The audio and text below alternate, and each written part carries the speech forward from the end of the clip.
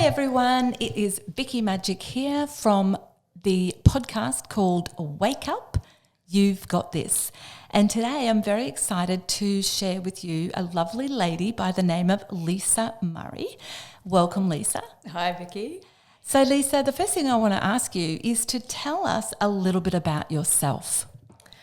Yeah, cool. Okay, so I worked in the corporate world for a very long time and I left there with really extensive severe burnout, and that was 10 years ago. And since then I've been having adventures, lots of them. I discovered I could write, and not only write but write to the energy. So I've written 2 books. The first one called What Stop Waiting, Start Creating. The second one was called Living Beyond Burnout. Yep. Can you just say the name of the first one a little bit slower? Oh yeah. So the first one was called Stop Waiting, Start Creating. Oh, I love that. I didn't hear what you said. So sorry. Yeah, I love that. Okay. And the second one? The second one is Living Beyond Burnout. Fantastic. Yeah, so, and now I'm writing fiction books, so it's all a big adventure really. And so the writing has been a really core part. I've also spent a lot of time doing transformational work with people through business coaching, creativity coaching, writing coaching, energy coaching, all the things. They all kind of mush together in the end. Yep. And I've run a lot of events overseas. So they've covered all kinds of different topics, from earth-related things to futures to business. So I really just tap into the energy and see, well, what's required right now, and off we go. Yeah, fantastic. Yeah. So tell me a little bit about the overseas events. Oh, yeah. Well, they've been going for about 8 or 9 years, and they started because I did a talk actually on the Sunshine Coast, and a girl from Sweden was in the audience, and she said, you need to come and do this in Sweden. And I was like, sure, and that's how it started. Yep. And they've been quite amazing. Like that, was, I'd say, at least 8 years ago, might have been longer. And it just kept, someone would come to the class and say, oh, I want you to come to my country. And so it just kept going and going, And now, of course, I've been running retreats over there, private retreats. I'm going to run one in Hawaii this year, which is exciting. Yeah. Yeah, and I've lost count, but maybe about 15 different countries I've run events in so far. So it's been really fun. Oh, and, fantastic. it's funny when we, I've got to say this because people don't think about this very much, but when you have burnout, you come out of this thing, you're really exhausted and you think your life is over, basically. And what I realised at the end of that period was that, everything I thought that was wonderful about my life was really not anything. And what I've created since then has been so much more.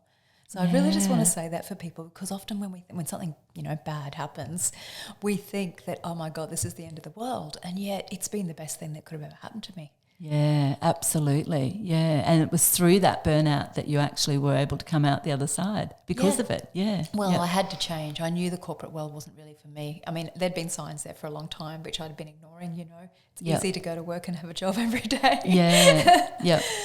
And so if I was to ask you then, what's your why now? What would you say? Well, first of all, it's ever evolving.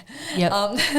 But right now, really, what I'm really committed to is bringing people to the beauty and truth of who they are, and the magic. And I love that your last name's Magic. It always makes me happy when I see that. Yeah. Yeah, but literally bringing them to that the beauty and truth and magic of who they are.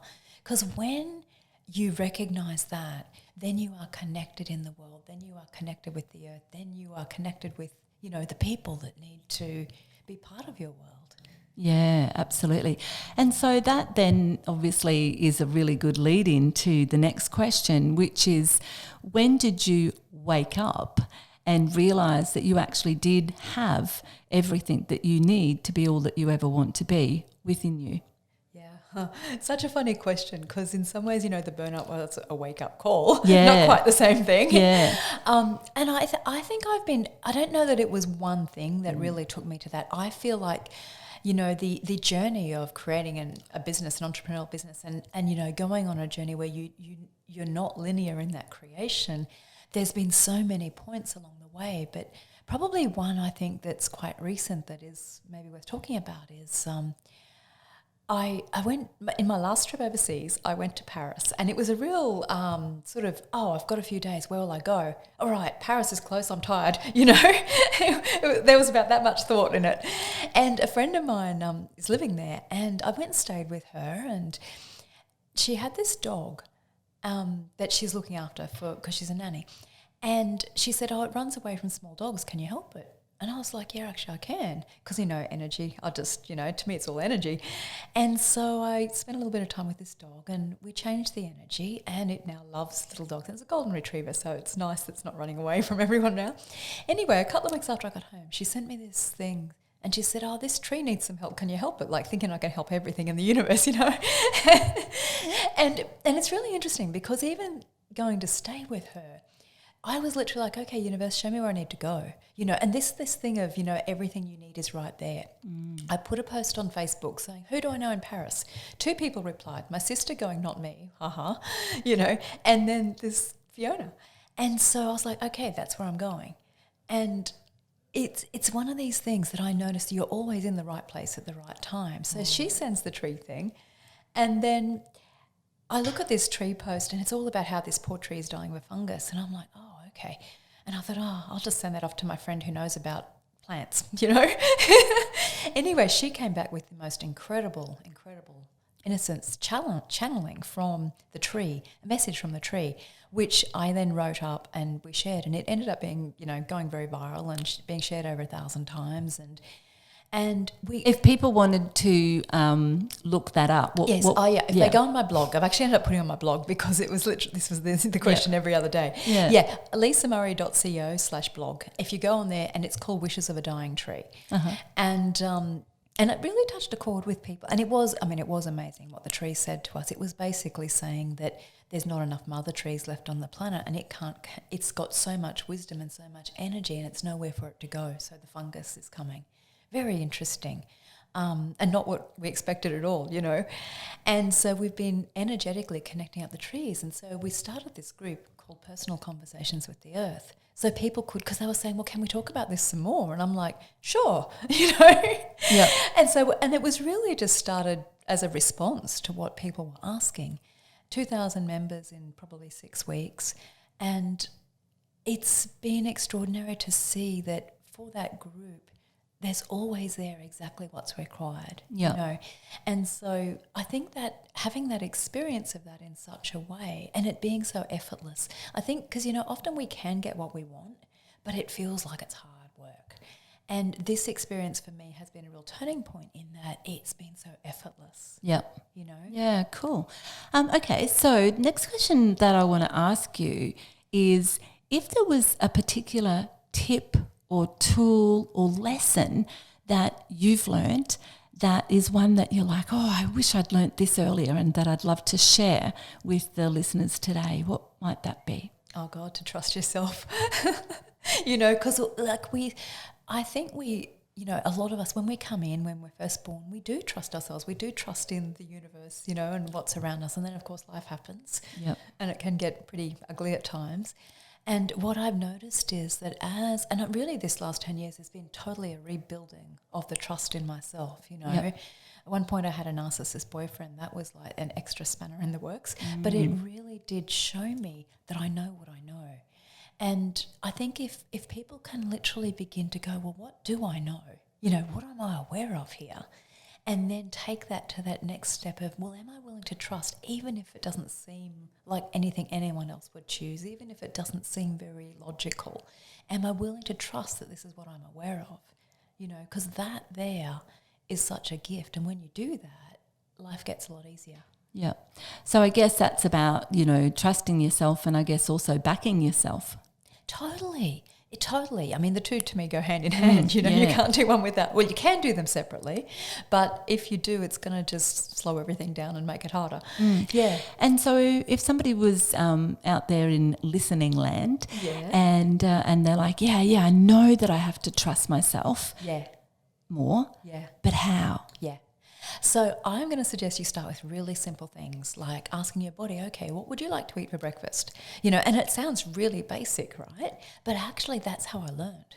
Because I noticed that if I asked my body and I ate something that was just there, energetically aware, then everything was happy. If I ate something that my mind wanted, which often, chocolate for breakfast is what my mind likes, Yep. not so great. My body doesn't really like that as much. And so I started with very simple physical things. and things like maybe, whether to say something to someone or not. Because often we sit there in this kind of quandary of do we speak up or not? And what I started doing was, well, if I say this, is it going to create something great or not? And you can go with just a very simple light or heavy. So the beginning way of doing this to me is literally, is this light and expansive? And does it, like when I ask that question of if I do this, what will happen? Is it going to be light and expansive? Or is it a bit clunky and heavy and twisted? And, in which case you might want to ask a few more questions. Yeah, I love that. That's really good advice. So what difference has it made to your life having made these changes? This is obviously massive. Well, yeah. I mean, when I look at the poor miserable little thing I was 10 years ago, really, it's funny, you think you're happy, but you're absolutely not, but I really did think I was happy. And now I'm like, oh, well, this looks quite good. But I also am aware there's so much more that's possible. So really for me, I think, I have a lot of freedom in my life. I don't tend to choose to do things just because they'll make money. Yep. I do them because I can perceive they'll create a difference in the world, or they'll be joyful for me, or, it will connect me with people that I will, really enjoy knowing. So I do things for reasons mostly other than money. It doesn't mean I ignore money, but I'm very much aware that it's not the only reason to create. Yeah. And that for me has been absolute freedom, And of course I've, travelled a lot and I've moved around a lot, and I do like quite that really just lifestyle of checking out all the different places. That's been a real joy to have the business be so online so that that's possible. Yeah. And so have you got this thing called life? In some ways, yes. Like for me, when you say God, it depends what you mean by that, of course. But like for me, because of that trust, it doesn't mean bad things won't happen, but it means that I know that if they do, I will find a way forward. And I think that's really what this last 10 years has given me, is this absolute clarity that no matter what shitty thing happens, I will find a way forward. You'll be okay. Yeah. I love that. That's really powerful, I think, because a lot of people, that's where stress and worry and, anxiety and all of that is because they don't believe they have the answer or that the answer will come. Yeah, and I think to add to that, like I was Little Miss Anxiety 24/7, 10 years ago. Like when I look back, I'm like, man, I was anxious. Yeah. I don't think I realised it, at the time. But what I've noticed is that the more I've built that trust, I don't need to control things like a crazy thing anymore. Mm-hmm. And I also the anxiety is just not there. It's just gone, you know. And I think that it's not about even having the right answer. It's about knowing you will find a way through or forward. Yeah. A way doesn't have to be the way. Absolutely. Absolutely. And so if somebody was listening and they were thinking, I want to, wake up and get this, what encouragement or what words of wisdom would you share with them? I think the first thing is you've always got a choice, because we forget that. Because we're so entrained into this is how you do things. And what I've noticed for myself is even at the worst times when I thought I didn't have a choice, when I look back, I can always see multiple choices. So literally the best thing is if you can't see a choice in front of you, then talk to someone who can help you find one. Yeah, absolutely. And is there any other, sort of bits of advice or any tip or tool or trick or anything else that you'd like to share before we close?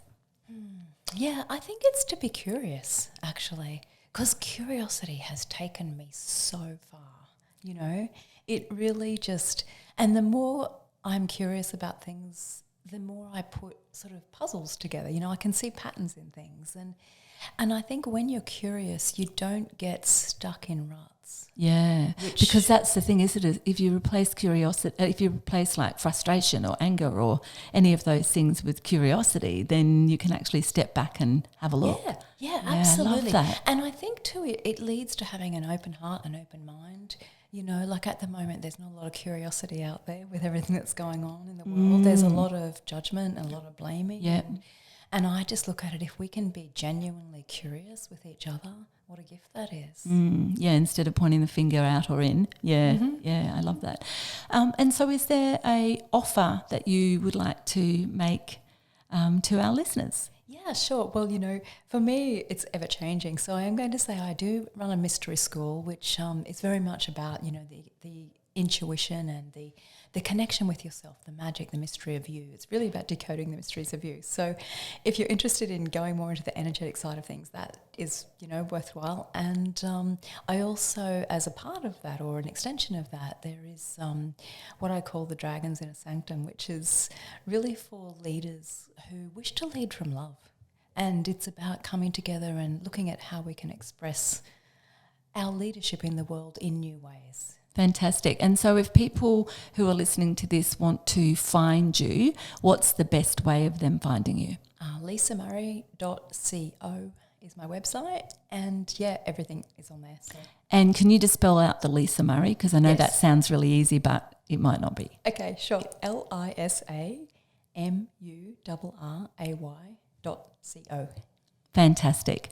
So thank you so much for sharing with us today, Lisa. It's been an absolute pleasure to have you on my podcast. No, thank you, Vickie. It's been fun. Thanks for listening, everybody. Vickie Magic, wake up. You've got this.